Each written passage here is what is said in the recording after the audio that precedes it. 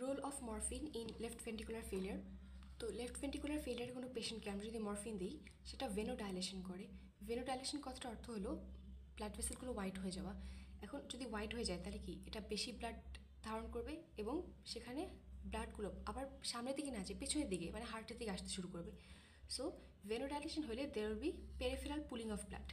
এখন যদি peripheral pooling of blood হয় তাহলে কি হার্টের ভেনাস রেটেন কমে যাবে, কারণ হার্টটা সামনের দিকে ব্লাড পাম্প করতে পারছে না, যার কারণে কিনা হার্টের ভেনাস রেটেনই কমে যাবে।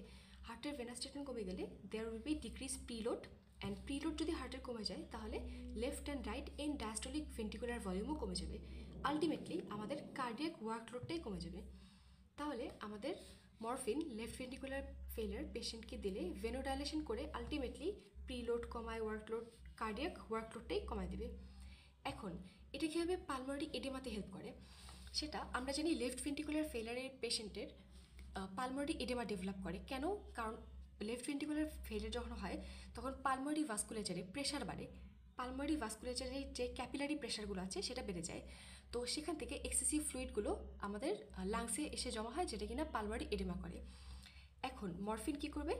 Shifting of blood from pulmonary vasculature to systemic circulation. আমাদের পালমোনারি ভাস্কুলেচারে যে ব্লাডগুলো আছে সেগুলি কি সিস্টেমিক সার্কুলেশনের দিকে দিবে।